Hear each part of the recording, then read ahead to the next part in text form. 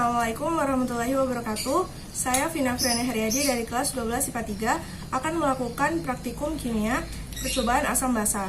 Tujuan dari praktikum ini adalah untuk memahami bagaimana suatu bahan alami dapat digunakan sebagai indikator asam basa pada suatu senyawa. Selanjutnya kita siapkan alat dan bahan. Ini ada gelas plastik yang sudah diberi label, ada air, ada kunyit bubuk, ada wortel, ada bawang merah, jeruk nipis, dan ada juga kembang sepatu, bunga bugenvil merah untuk pengganti mawar, dan ada soda kue untuk pengganti kapur. Kemudian ini adalah alat yang akan kita gunakan. Langkah selanjutnya adalah untuk membuat larutan wortel. Kita perlu memarut wortel, kemudian memberinya air lalu menyaring untuk mendapatkan ekstrak larutan dari wortel tersebut.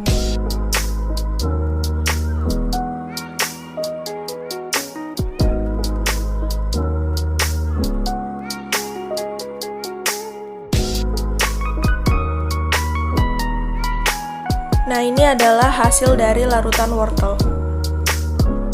Lalu untuk mendapatkan larutan kembang sepatu, kita harus memetik kelopak kembang sepatu kemudian menguleknya untuk mendapatkan ekstrak dari larutan kembang sepatu.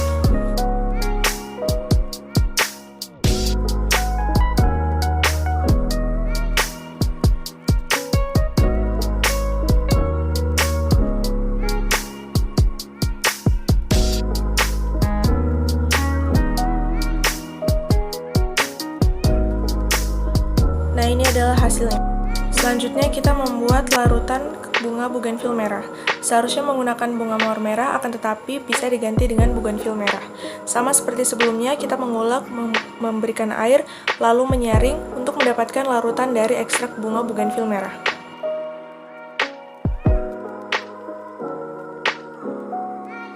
Nah, ini dia larutan bunga bugenvil merah. Selanjutnya kita membuat larutan bawang merah. Sama seperti sebelumnya, bawang merah dihaluskan, diberi air lalu disaring untuk mendapatkan larutan ekstrak dari bawang merah.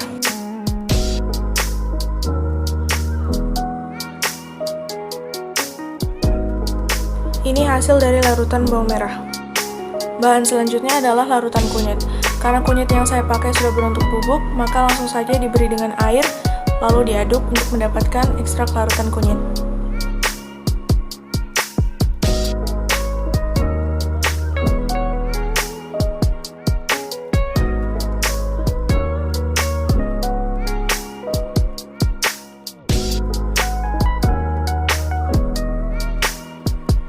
Selanjutnya adalah membuat larutan penguji asam. Di sini saya menggunakan jeruk nipis. Karena sudah berbentuk larutan, maka tidak perlu lagi dicampur dengan air. Selanjutnya kita membuat larutan penguji basa. Di sini saya menggunakan soda kue sebagai pengganti kapur sirih.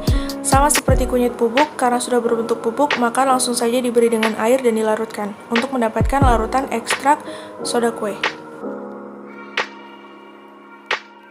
Nah, ini semua adalah hasil larutan-larutan yang sudah dibuat tadi sebelum ditetesi oleh penguji asam ataupun basa. Selanjutnya kita melakukan percobaan asam basa kepada bahan-bahan alami yang sudah dibuat. Caranya adalah dengan meneteskan menggunakan pipet tetes. Usahakan jumlah tiap tetesan sama sekiranya sampai terjadi perubahan warna. Setelah itu kita bisa melihat perubahan warna dengan cara diaduk sampai tercampur merata. Kemudian kita bisa melihat hasilnya. Wortel dari kuning tetap kuning, kembang sepatu dari merah menjadi agak ungu,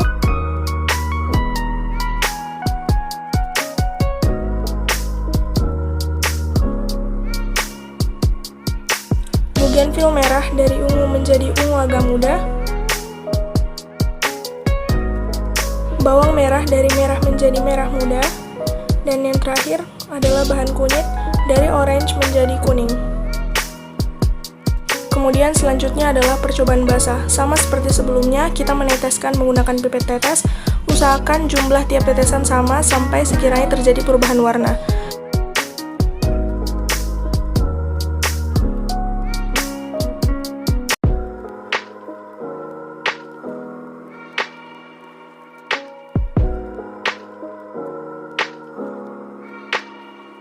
Nah, setelah ditetesi, kita bisa mengaduknya menggunakan sedotan atau bahan pengaduk lainnya sampai tercampur rata. Usahakan tiap pergantian bahan, sedotannya diganti atau tetap bersih, sehingga tidak terkontaminasi antara bahan satu dengan bahan lainnya.